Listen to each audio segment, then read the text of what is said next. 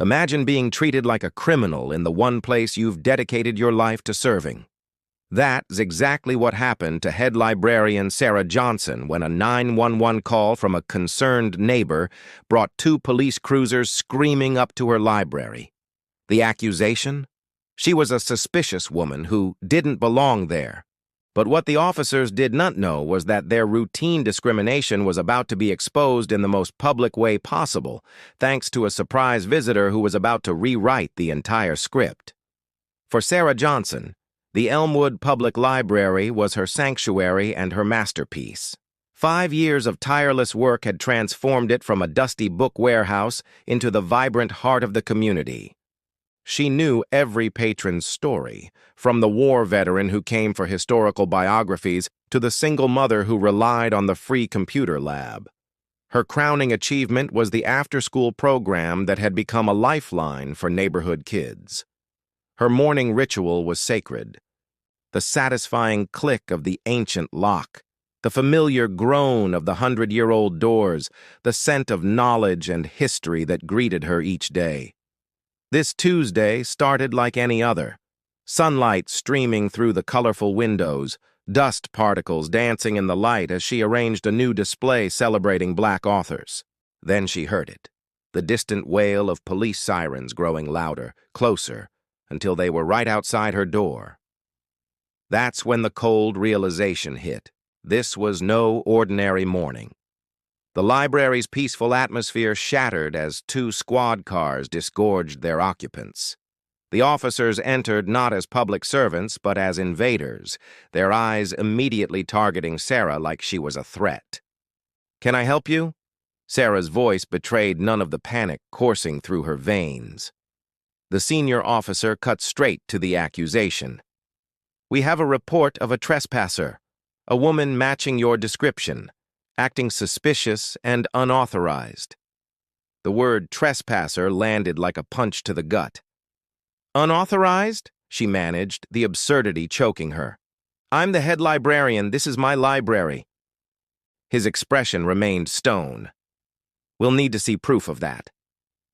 When Sarah moved toward her office, the younger officer shadowed her every step, his proximity screaming one message: "We don't trust you."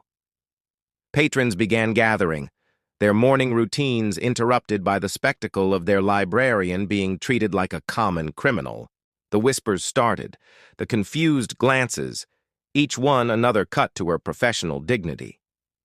Back at the desk, the lead officer scrutinized her IDs like they were potential forgeries, holding them up to the light, comparing them to her face with exaggerated care. "Standard procedure," he said, though the subtext was clear. "Your word means nothing here." Meanwhile, on the library's television, a silent news broadcast scrolled a banner that would change everything. "Mayor's Community Tour begins. First stop, Elmwood Library." The stage was set for a collision between small-minded prejudice and the highest office in the city, though Sarah, drowning in humiliation, had no idea her vindication was just moments away. The officer finally returned her IDs, his face a mask of disappointed validation. The system had confirmed her identity, but not her humanity in his eyes. Instead of an apology, he delivered a stunning rebuke. "You should keep your identification visible. You've wasted valuable police time today." The sheer injustice stole the air from her lungs. She had been publicly shamed, treated like an intruder, and now she was being blamed for it. As the officers turned to leave, considering the matter closed, the library's automatic doors hissed open to reveal Mayor Elena Richardson, surrounded by aides and a news crew with cameras rolling. The mayor's polished smile evaporated as she absorbed the scene, the retreating officers, the tense patrons, and Sarah standing broken behind her desk. "Sarah? What's going on here?" The mayor's voice cut through the thick silence. The lead officer snapped to attention. "Just a misunderstanding, Madam Mayor. False alarm." But the mayor's eyes remained locked on Sarah, reading the trauma written across her face. "A misunderstanding?" she repeated, her voice dropping to something dangerous. In that instant, the mayor understood everything. the racial dynamics, the abuse of power, the public humiliation. The news camera, meant to capture a cheerful community event, was now documenting something much more revealing.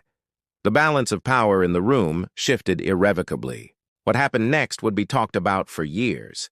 Mayor Richardson didn't accept the officer's dismissal. Instead, she turned to the rolling camera and delivered an electrifying defense of Sarah, praising her as the architect of the city's most successful literacy program and a community treasure. The public outcry was immediate and overwhelming. The police department issued a formal apology, and the officers were required to undergo bias training, though for Sarah, these institutional responses felt hollow. The library never fully recovered its sense of safety. The memory of being treated as an outsider in her own professional home left a permanent wound.